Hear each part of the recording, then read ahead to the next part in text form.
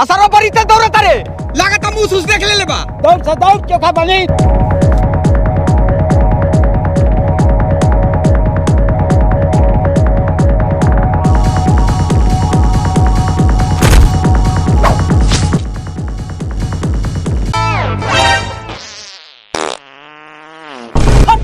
सरवा दौड़ते आके लागल हो गे कर साला हम तो सोचनी तू मुझ के पीछे भागत रे बताओ एगो कड़िया मुंह झूलत आके धो ले ज्यादा बोला था धर दई सरवा के बेटे के मुंह आदी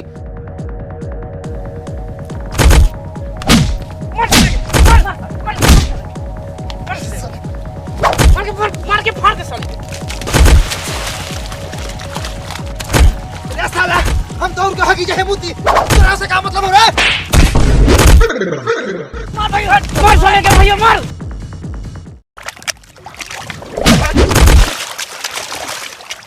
चलो गलो गाड़ी मछड़ी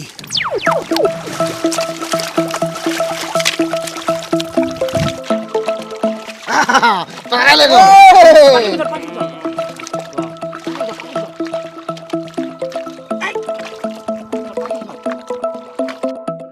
रे साला सारे का करता है सब पोखरा में रे चाचा ऐठा खात खात गार बैठा हो जाई लेकिन मछली ना भेटाई हाय देखा गराई निकल साला सा निकल जल्दी पोखरा में से मालिक आवत रहे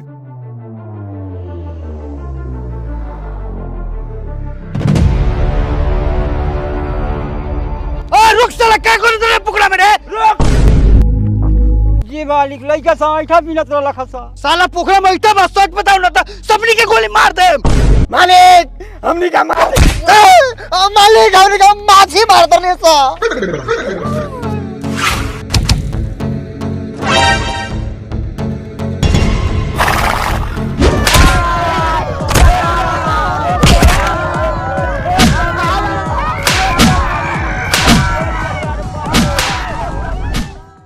सरहु मछली खाए के सपना देखा तारा मछरी भेजनिया मूस मारेला तो बाप के जूझ मारे लगला ये त मूस मिली तब न मारम आ मछड़िया ले दी त हम अकेले खाईती कि तू खाईते रे साला अरे मारी पापा मार के मुंह हाथ फुला दी ए हट बड़ा मजाक कइले जो एक बोतल तारी ध दिल बनी जाके पी ए देख बाप बेटा का प्यार आ सीख भैयो तू लरुआ नु बा एक बार सुतला पर झाटे नोच के भाग गए तब से बड़ा प्यार करी ले हां दो लड़ुआ हो कि तीन लड़ुआ हम जानी लेना ओए रुक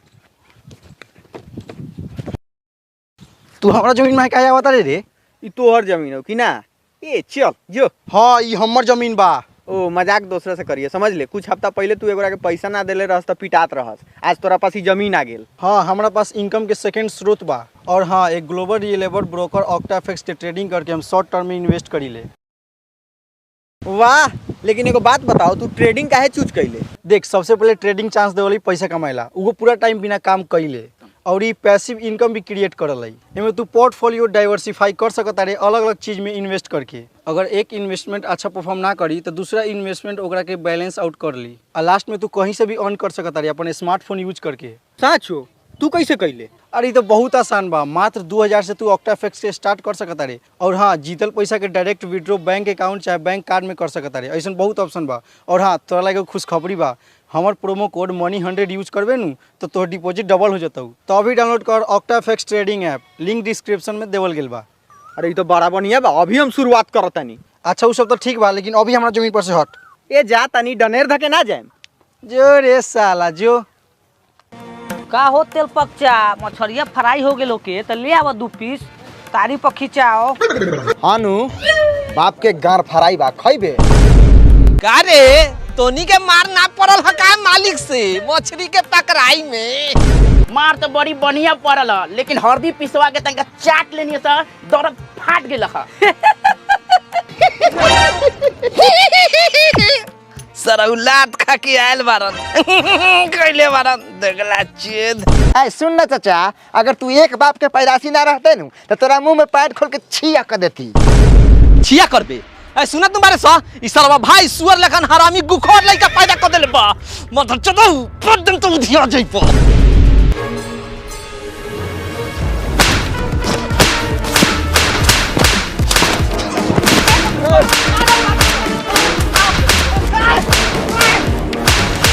चुना बांध दो चल बच्चा कोट के मोड़ देबे का रे साला हट हट ना इस सरहु रोज मुंह खा के खुश रहता रहन तो लोग के बाद के उधिया दिहन इतना गार बढ़िया रहो बस सरहु के।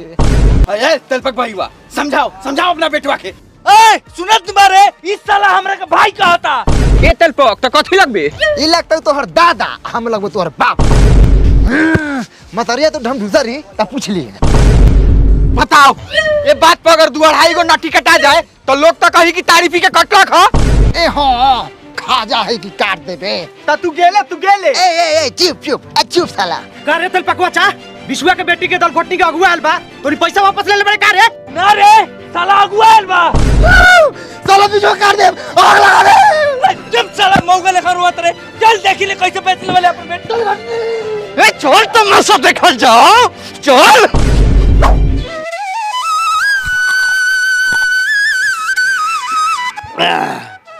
देखो जूजीलाल बिच्छू बाबू पूंजीलाल अच्छा पूंजीलाल देखो पूंजीलाल हमर बेटी कहीं से काटे वाला नहीं के रउआ ओकरा से दिन भर खेत में खटवाऊ उ सारा दिन बैल लेखा खटी। ठीक बात है, बेटी के बुलावा बेटा हमारे एक बार देख लेबो। अरे बेटी तो आइए जाई पहले जितना पैर लख उतना पैसा गिनू। का रे बिछुआ केकरा से पूछ के दल घोटनी के सौदे करत रे? रे सारा बा तू हमर मालिक बारे कि तोरा से पूछ के अपन बेटी बेची। ए तो तोरे घर में दमू साला हमर दोनों घटनी के बेच लेबे के। तो तू गोर के लेबे क्या रे साला बेफात।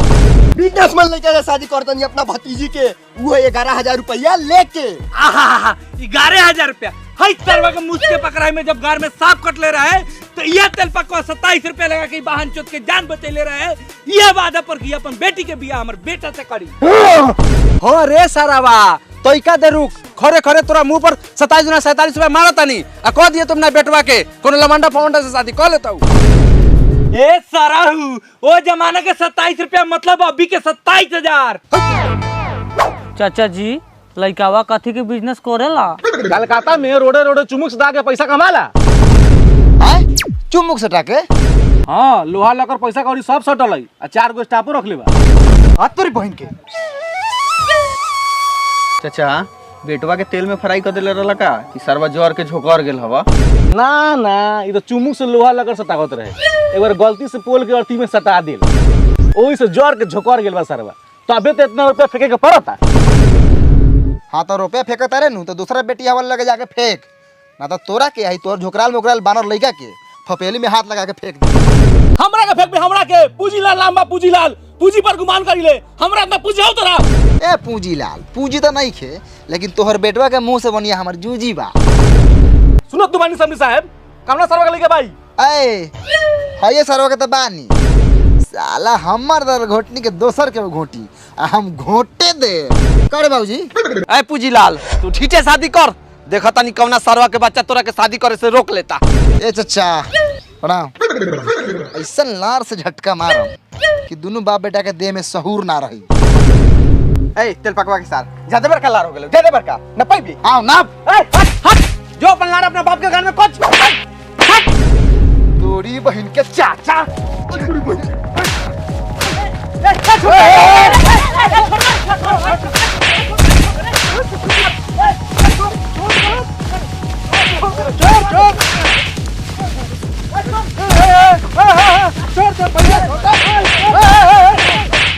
सारा बिछुआ चल मालिक बोलाओ था क्या कैसे पूछ के बेटी के अगुआ कुटुंब बोले बारे जा मालिक से तो आदेश ना ले ले बानी। कैसे ले बसरा हूं कैसे पैसा देखे तो रिया गेल बारा बिना मालिक के आदेश से गांव में लोग हो गेला ना आ तू बेटी बियाह चलल बारा। चला मालिक लगे सरंग चला जब मुंह में हो गई हम तब करिए बेटी के बियाह। चल भैया चलो ना मालिक पूरा घर उजाड़ दिया। बाबू बियाह कर जाएगा का कर जाई 4-5 राय लगी तो दियाई तू खेते खेते घर जा अपना लगावा हम रिश्ता फाइनल करके आवतनी। मालिक आज बस छोड़ दिया अगले बेर से हम बकरी रहुआ खेत में ना चरी अब अपना गांव से ज्यादा रहू खेत के ख्याल रखम। साला जो ना मिली बकरी तोरा हिम्मत कैसे भेल रे हमरे खेत में बकरी चरावे के? छोटे मालिक बोकवा ने बोबिया देलख तो बकरिया हमर लिबलिबा के चल गेले रहुआ खेत में कोई दिन से बाहेला गरमाइल बा भूसरी बकरी गरमा जाता अभी तोरा मालूमे नहीं के जो रास्ता से चल दिले हगत आदमी उठ के सलाम करेला ओकरा बाद पूरा हो गेला। बउआ है बकरी के ले जाके मड़ई में बहाना आज एकरे बोझ होई। मालिक छोड़ दिया, बकरी गाभिन बा, आज बिहान में बियाह वाला बा। हट हट साला सुअर के बच्चा तोड़ सके मत कैसे बेर हमर खेत में बकरी चला हट साला मांगे ना तो साले जाने से मार दे। अच्छा मालिक सरऊ जा तनी डालडा पी के सब बाबू तोरा खेत में छेड़ भरम। अरे बिछुआ एने आवता रे साला, केकरा से पूछ के बेटी के कुटुंब बुला ले। अरे जी मालिक हम नहीं की बोलेले, अपने मन आलबा सरबा कुटुमी। चल हट हट पीछे हट दे में सर्टिफिकेट सरवा। कौन साला कुटुंब रे कि हमरा से बिना पूछले द्वार पर आगिल तोरा। जी मालिक हम ही कुटुम पूजी लाल नाम बा हमार, पूजी पर गुमान करीले। सुन्नी आई गांव में रउआ बिना अनुमति के कोनो काम ना होखेला, यही बात तो रउआ के हम सलाम करीले। कुणाल बाबू ई तो साला हमनी के सामने मुझ पर ताव दो होता, जा तनी ले जाके मुझ पर तेल लगा दो। ए पूजीला चल चल तेल लगा दियो। अरे का रे तोनी काहे लाल बड़े, तोनी का दिक्कत बा। मौगा सरवा बागर नियन खारा बारा। जी मालिक एगो लड़की के हम खिया पिया के जवान कैनी त ऊ काहेला बियाह करेला, और लड़की के ही बाप सरवा दूसरा से बियाह करेला बेचैन बा। ते पर हमार बाप 27 रुपए दे के उ लड़की के लड़के में खरीद ले रहा है। अब रहुआ ई बात पे अत्याचार करू। विचार होखलै सरऊ चुप ना ससुर से रहूं न त एक रात में हटा ही दे। रे सरवा त कौना गुण पतरा से बियाह करतौ रे। मालिक के सरवा के चाल ऐसन बाकी एकरा मुंह में कुता ना मुती। रउआ त अपन बात छोड़ दू। मालिक गांव के लड़की तो बहिन लागेली स आ ई सरवा तेल पकवा के लड़का बहिन जैसा लड़की से बियाह करी।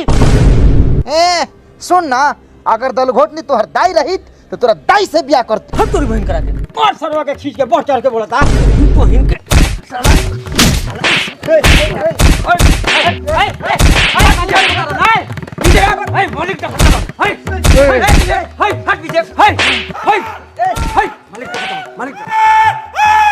ये तो साला समधी की आवाज लगाता। का रे बिछुआ चा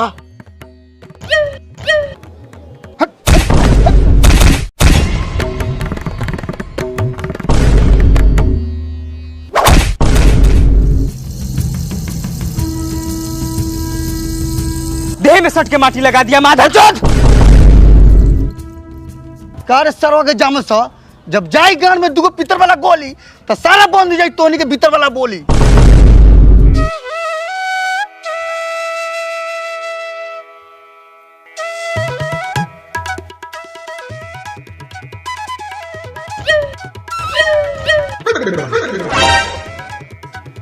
मुंह में मुतला ना सका। पूजीलाल तनी मोज पर से मुंह हटाऊं। मने मुंह पर से हाथ हटाऊ तैका हमनियों का देखी तिलाल मोच। का रे जूजीलाल। जी मालिक पूंजीलाल। अच्छा पूजीलाल कितना रुपया में सौदा कर लिया बिचुआ के बेटी के रे। मालिक 11,000 रुपया। 11,000। जी मालिक ऊपर से करिया झोकराल मुकराल बानर लेखा लोई का। पैसा के दम पर बेटी बेचता सरवाई बिछुआ। हाँ रे सरवा हमर बेटी बाटे तो बेची ना, कहीं तोरा लड़चट जैसा लड़का से बियाह कर दी। हाँ रे साला गरचट 27 गो रुपया बा गरचटाई में ले रहस। ए लड़चट गड़चट सुन ले बिछुआ, बेटी के बियाह से पहले हमरा लग 5,000 पहुंच जाके चाहिए। मालिक रउआ के 5,000 दे देम त हमरा बची का 6000। बस सरवा समझी। करे बाबूजी एकरा मतलब ई सरवा हमरा से बियाह ना करता हूँ। हाँ तो तू काहेला चिंता करत रे, बिहाने नया कुटुंब बुलावत नहीं, बिहाने नया लड़की की नहीं। भाग सरवा बियाह ना करबे तो भाग। जकर जहां होई छोड़ कहां बियाह होई छोड़ दोसर लड़की ले आम। अरे ध्यान रखिए शादी में बजाओ जा ना बजावे ना तो आगे चल के मुड़ी पर चढ़ के मुते लागी। बउओ 27 रुपया में ई लोग के भर झोरा झाट हो गेल। अब बाले बच्चे मोछ बनाई लोग। साला मऊगा छोट भाई से डराता। हमार छोट भाई रहे तो मकई के सतुआ पी के मुंह पर छेड़ देती। चुप साला करी तो करी का, हमर मतारी कह के मरल बा के हमर छोट बेटा के कुछ उरेप ना बोलिए, भले जान से मार दिए। मतारी रहू के कटासीन सरवा कुटुम आए। आई आई प्राचित लाल जी आई प्रणाम। जी प्रणाम, सब केहू के प्रणाम। ए हाथ नीचा रखी, सब केहू के मुंह मारे के बा। बैठी आए जो जाके पानी लिया। सार लोग के बा? सार लोग भाई भतीजा ह। अच्छा एक लोटा पानी आवे हई बिस्कुटवा बोर के खाई। कम चलाई भेल बा 17 कोसनु बा। रास्ते में काहे ना खा के नहीं है लगा तो हमने बिस्कुटे नहीं की खाइले। कार तल पकवा दूरबा कुटुंब बुला ले खाला ना पूछले ह। बाप के जिज्जी बनैले बानी की तरह के खाला पूछी।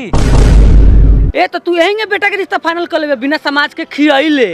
ए झुटैला जुजिया के भुजिया आ गाड़ के चोखा बनले बानी खइबे। इतनो पर झटैला साला सुनते बा उठाओ माथा फाड़ दे बात। ए हट माथा से बांस फट।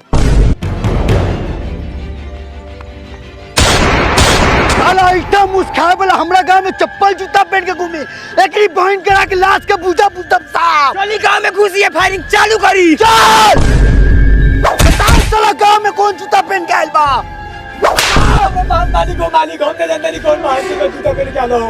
जूता चप्पल पहन के लाट सब बने के सामने देखा साला सब।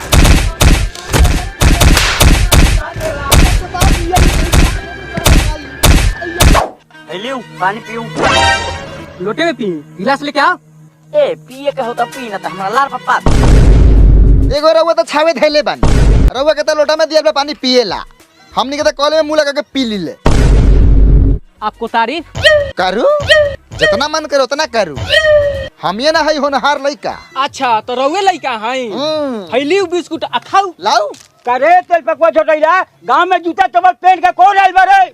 जूता चप्पल मैं पहना है आपके गांव के शान बढ़ाने के लिए। अरे बाप रे हमनी का चप्पल जूता तो दूर सोचे ले गांव में गोर कटवा के चलती आई साला जूता पहन के आ गेल हो गेल हो गेल।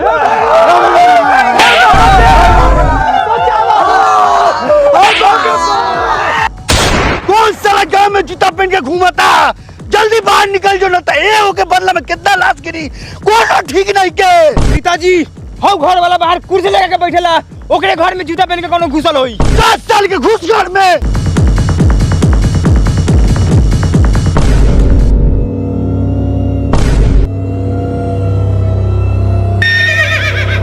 जूता नुकाओ जूता मास्टर के हाई टाई कइले बा। रे सरवा जूता नुकाओ।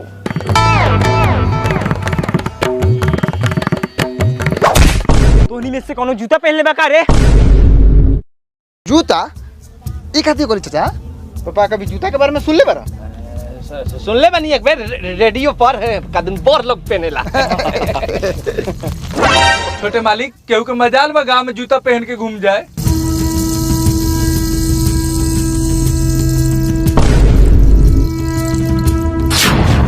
साला मुंह सैठा खाए वाला जूता पहन ले बा। पिताजी माथा कुछ माथा साला के बाप पूरा गांव मारा दी। अरे बाप रे बाप।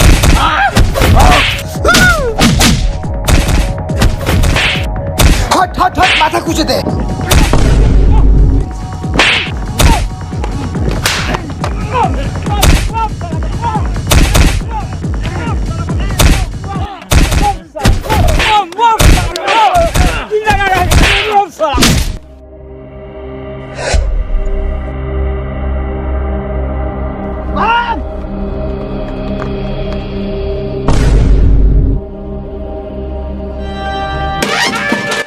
जान बचाओ बाद में जाए के देखल जाए।